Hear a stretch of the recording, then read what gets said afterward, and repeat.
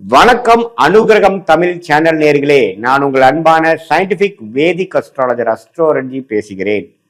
நல்லது நினைப்போம், நல்லதே நடக்கும். இந்த வீடியோவில் நம்ம என்ன பார்க்க போறோம்னா, மிதுன ராசிக்காரர்களுக்கு வருகிற தமிழ் புத்தாண்டு ஏப்ரல் 14, 2026 அன்னைக்கு வரக்கூடிய சித்திரை முதல் நாள், அந்த ஒரு ஆண்டு 14 ஏப்ரல் 2026 இருந்து 13 ஏப்ரல் 2027 வரைக்கும் அந்த 365 நாள் ஒரு ஆண்டு மிதுன ராசிக்காரர்களுக்கு எத்தகைய ஒரு ஆண்டாக இருக்க போகுதுங்கிறத ஆண்டு கிரகத்தின் சஞ்சாரம், மாத கிரகத்தின் சஞ்சாரம் வைத்து இந்திய வேத ஜோதிடத்தில் அடிப்படையிலான அறிவியல் சார்ந்த சயின்டிபிக் வேதிக் அஸ்ட்ராலஜி முறையில எதையும் மிகைப்படுத்தாமல்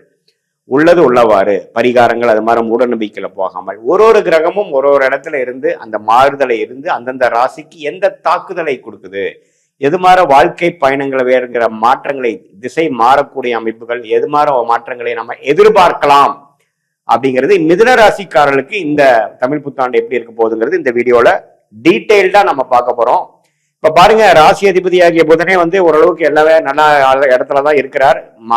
வருடம் ஸ்டார்ட் ஆகிறப்ப ஒரு மாசம் மட்டும் பாத்தீங்கன்னா ஏப்ரல் 14ஆம் தேதியிலிருந்து ஒரு மே 14 வரைக்கும் பாத்தீங்கன்னா முதல் ஒரு மாதம் ராசி அதிபதியாகிய புதனே சனி செவ்வாயோட சேர்ந்திருக்கார். எப்ப சனி செவ்வாயோட ராசி அதிபதி சேர்ந்துட்டாரோ அப்பவே பாத்தீங்கன்னா கொஞ்சம் பிரச்சனைகள், வேலை நிமித்தமா அதிகமான ஹார்ட் ஒர்க் அதுங்கிற மாதிரி பிரச்சனைகள்லாம் கொஞ்சம் இருக்கும். அதுக்கப்புறம் பாத்தீங்கன்னா கொஞ்சம் கொஞ்சமா அந்த புதன் ராசி அதிபதி சனி செவ்வாயோடு விலகி நல்ல நல்ல இடத்துக்கு 11ஆம் இடம், நட்பு வீடான சுக்கிரன் வீடம், அப்புறம் ராசிக்குள்ளேயே வரக்கூடிய நல்ல ஒரு மாற்றத்தை கொடுக்கக்கூடிய அமைப்புகள்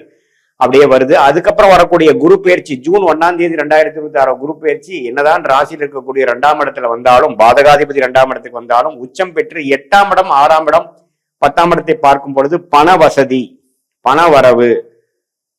சைடு இன்கம், தொழில் மேன்மை,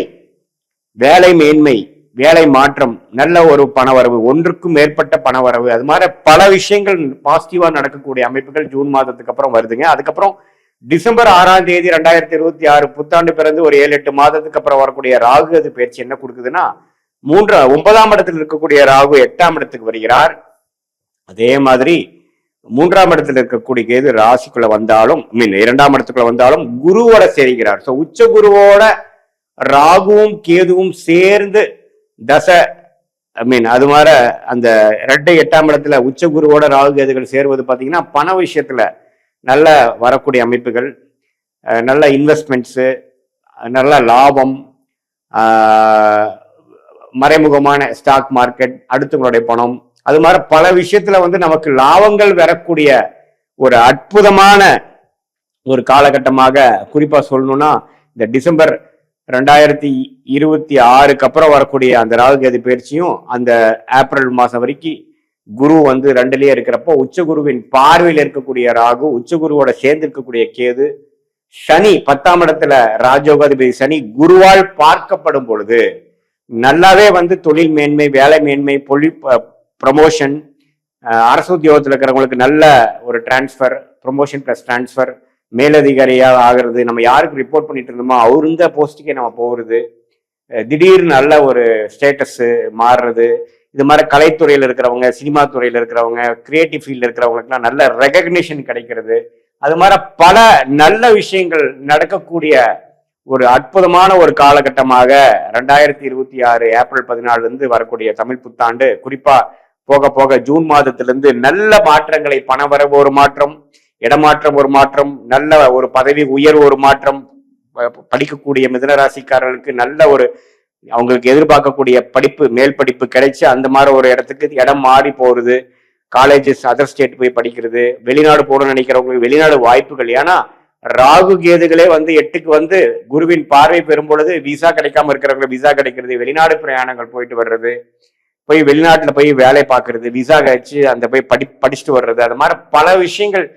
நன்மையான விஷயங்களை கொடுக்கக்கூடிய ஒரு அற்புதமான ஒரு ஆண்டாக. ஏன்னா ராஜயோக அதிபதி சனி 10ஆம் இடத்துல இருக்கிறது ஒரு அற்புதம், அத குரு பார்க்குது, அதுக்கு மேல ஒரு நல்ல ஒரு அமைப்பு, ஒரு ஐசிங் ஆன் த கேக் அப்படிங்கிற மாதிரி ஒரு நல்ல அமைப்பு. அந்த ராகு கேதுகளும் ஒரு சுப கிரகமாகிய குருவோட சம்மதப்படும் பொழுது போக போக குருவும் கேதுவும் எந்த அளவுக்கு இணையறாங்களோ அந்த அளவுக்கு பாத்தீங்கன்னா 2 ராகு கேதுகள் திருட்பலம் பெற்று ஒளி பெற்று இன்னுமே நல்ல பலன்களை கொடுக்கக்கூடிய அமைப்பு கண்டிப்பாக உண்டு. ஸோ இது வந்து ஒரு மிதுன ராசிக்காரங்களுக்கு ஒரு கேம் சேஞ்சரா இருக்கக்கூடிய அமைப்பு. ஜூன் மாதம் வரைக்கும் கொஞ்சம் ஸ்லோவாகவும் அதுக்கப்புறம் நல்ல ஒரு அமைப்புகளாகவும் கொடுக்கக்கூடிய அமைப்புகளாக மிதுன ராசிக்காரர்களுக்கு உண்டு. இது பொதுவான பலனை தவிர உங்களுடைய ஜென்ம ஜாதகத்துல நீங்க பிறந்த தேதி, பிறந்த நேரம், பிறந்த உரை வைத்து வரக்கூடிய ஜாதகத்தை போட்டு திருக்கணித பஞ்சாங்க போட்டு உங்களுக்கு என்ன லக்னத்துல பிறந்தீங்க,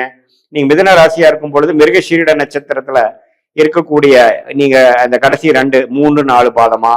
அல்லது திருவாதிரை நட்சத்திரமா, அல்லது புனர்பூச நட்சத்திரத்தோட முதல் 2 பாதமா, எந்த நட்சத்திரத்துல பிறந்தீங்க பார்த்து எந்த லக்னத்துல பிறந்தீங்க, அந்த லக்னாதிபதி உங்க ஜாதகத்துல எப்படி இருக்கு, என்ன தசாபுக்திகள் போய்கொண்டிருக்கிறது, தசநாதன் புக்திநாதன் இப்ப நம்ம பேசின கோச்சாரத்துல எது மாதிரி அமைப்புல போய்கொண்டிருக்கிறது, இது எல்லாமே நம்ம ஓரளவுக்கு சேர்த்து வைத்து பார்க்கும் பொழுது துல்லியமான பலன்கள் அடுத்த வரக்கூடிய காலகட்டம் எது மாதிரி ஒரு ஷார்ட் டேர்ம் இருக்கு, எது மாதிரி ஒரு லாங் டேர்ம் இருக்கு, நம்மளுடைய வாழ்க்கையை அடுத்த வரக்கூடிய கட்டங்கள் வந்து எது மாதிரி திசையில திரும்புற மாதிரி இருக்கு, என்ன ட்ரெண்ட் காட்டுது, வேலை மாற்றங்கள் உண்டா இல்லையா, இப்ப இருக்கிற வேலையிலேயே பல்ல கடிச்சிட்டு இருக்கணுமா அல்லது மாறலாமா, எந்த நேரத்துல வந்து நமக்கு ப்ரொமோஷன் கிடைக்கும், எந்த நேரத்துல வந்து நம்ம உயர்கல்வி நம்ம எதிர்பார்க்கிற உயர்கல்வி பண்ணலாம், எந்த நேரத்துல திருமண விஷயங்கள் வருது, திருமண தடைகள் எப்ப முடிய போகுது, குழந்தை பேரு எதிர்பார்க்கிறவங்களுக்கு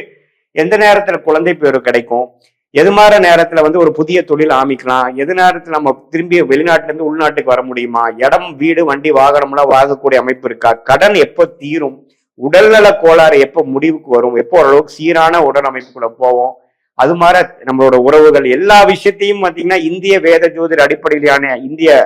சயின்டிபிக் வேதிக் அஸ்ட்ராலஜி முறையில எதையும் மிகைப்படுத்தாமல், சாயங்கள் பூசாமல், பரிகாரங்கள் மாற விஷயத்துக்குள்ள போகாமல் உள்ளது உள்ளவாறு கர்மா எப்படி சொல்லுது, உங்க ஜாதகத்துல கிரகங்கள் எப்படி இருக்கு, எந்த காம்பினேஷன் இருக்கு, நம்மளுடைய 18 வருஷம் அனுபவத்துல ஒரு கிரகமும் ஒரு மாதிரி இருந்தா எது மாதிரி அமைப்பு கொடுக்கும் அப்படிங்கிறத துல்லியமா நம்ம கத்துக்கொண்டு இருக்கிறோம். அதை வந்து நம்மளோட லைவா பார்த்து எது மாதிரி அமைப்புல வந்து இருந்தா எது மாதிரி கர்மா கொடுக்குது, எந்த கிரகத்தின் தொழில் நமக்கு நல்ல சாதகமாக இருக்கிறது, எந்த வேலை நமக்கு நல்லா வரும், வேலையா தொழிலா அல்லது வெளிநாடு வாய்ப்புகளா, கவர்மெண்ட் ஜாபா அல்லது வந்து பிரைவேட் செக்டாரா, எது மாதிரி துறையில நம்ம படிக்கலாம், குழந்தைகள் எந்த மாதிரி துறையில வர்றதுக்கு வாய்ப்புகள் இருக்கு அப்படிங்கிறதெல்லாம் நம்மளுடைய ஜாதகத்தை பார்த்து நம்மளை வந்து எந்த விதத்திலையும் நாம வந்து ஒரு மூட நம்பிக்கைக்குள்ள போகாமல் எந்தெந்த கிரகம் எப்படி இருந்தா எப்படி ஆகுங்கிறது நம்மளுடைய 18 வருஷத்துல இருந்த ஆராய்ந்த ஒரு கிட்டத்தட்ட ஒரு 40-45 ஜாதகத்தை பார்த்து ஒரு அனுபவத்தை யூஸ் பண்ணி சயின்டிபிக்கா நம்ம புரிந்து கொண்டு அதுக்கு தகுந்த மாதிரி நம்மளுடைய வாழ்க்கை பயணம் தீட்டி தேவையில்லாத வேலைகளை செய்யாமல், தேவையற்ற முயற்சிகள் தப்பான டைரக்ஷன்ல போகாமல், எந்தெந்த நேரத்தில் எந்தெந்த வேலைகள் செய்தால் அந்தந்த பலன் கிடைக்குமோ அதுக்கு தகுந்த விஷயங்களை செய்தோமானால் தேவையற்ற பண விரயங்கள், தேவையற்ற பொருள் சமய விரயங்களை எல்லாம் தவிர்த்து எளிதான வாழ்க்கையில் எதிர்நீச்சல் போடாமல் நம்மளுடைய கர்மபலன் என்ன காமிக்குதோ அதுக்கு தகுந்த பொட்டன்ஷியல், அதுக்கு தகுந்த ஒரு வாழ்க்கையில் ஒரு வெற்றியை எளிதில் வெற்று வாழ்க்கையில் நாம வெற்றி அடைய முடியும் என்று சொல்ல விரும்புகிறேன். மீண்டும் மற்றொரு காணொளியில் சந்திப்போம். நன்றி, வணக்கம்.